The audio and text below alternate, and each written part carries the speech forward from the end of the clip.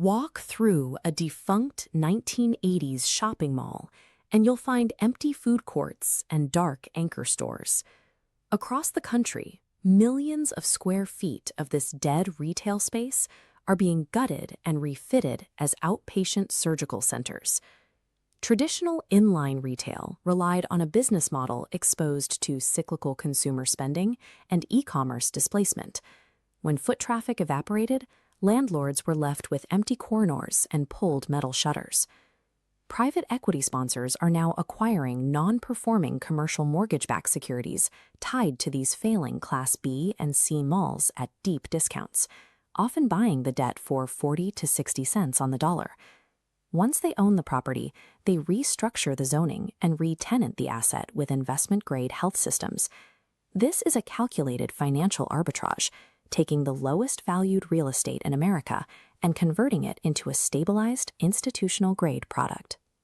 To understand why a health system is so valuable to a landlord, we have to look at the specific economic differences between a retail shopper and a clinical patient.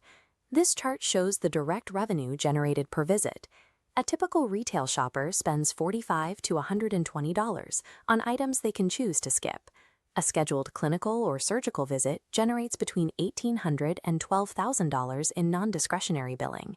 That revenue gap widens when you measure time on site. A window shopper might stay for 45 minutes, but a clinical patient creates a captive audience for up to 4 hours, driving high-margin spending at diagnostic labs and specialized pharmacies. Because of this reliable cash flow, healthcare systems sign triple net or NNN leases. The medical tenant signs on for 15 to 20 years and covers the property taxes, building insurance, and structural maintenance. Building a specialized surgical suite costs between $300 and $500 per square foot. This high barrier to entry drives high tenant stickiness, pushing lease renewal rates above 90%. By locking in high-revenue, long-term healthcare tenants, sponsors can recapitalize the stabilized property by selling it to healthcare REITs at a significant profit. Converting these spaces requires complex, high-precision engineering. You cannot simply place a sterile operating room into a standard commercial retail slot. The first major hurdle is the air. 1980s retail HVAC systems were designed with low air change rates, using shared, recirculating plenum designs that move air from store to store. A modern outpatient surgical center requires dedicated outdoor air systems. These units must deliver 15 to 20 complete air changes per hour in positive pressure environments, utilizing strict HEPA filtration and humidity control to prevent pathogen growth. Inside the building, developers target defunct food courts. The central grease traps and high-capacity utility corridors built for fast food stalls are adapted into compounding pharmacies and specialized physical therapy gyms. Reusing these pre-existing commercial utility corridors saves millions of dollars and months of development time compared to ground-up medical construction. Beyond the plumbing, developers must solve the structural challenge of housing heavy, highly sensitive medical imaging equipment.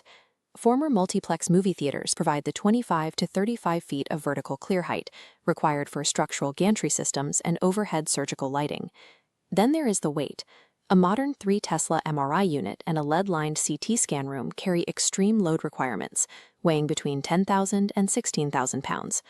Basement-level entertainment zones and old bowling alleys provide the required slab-on-grade floors.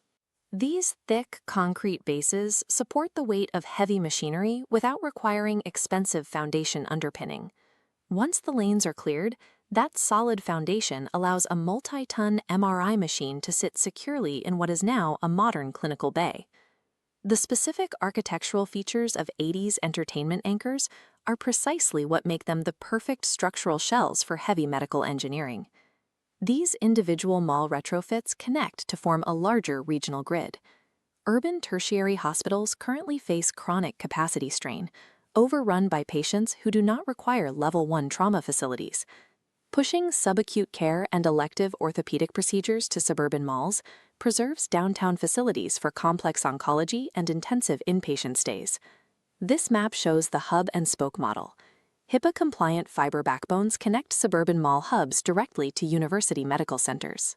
Local clinicians use this high-bandwidth connection to access real-time digital pathology reads, AI-assisted radiology triage, and remote tele-ICU consultations from academic specialists.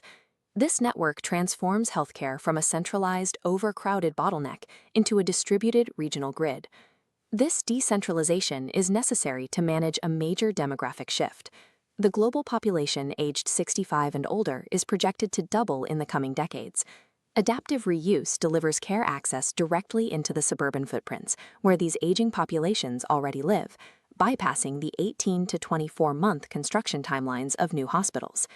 This transition replaces minimum wage retail positions with high-skill clinical roles, stabilizing municipal tax rolls and expanding local purchasing power. The adaptive reuse of these suburban centers provides the physical infrastructure required to manage an aging global population, turning the 20th century mall into the core of the 21st century decentralized hospital.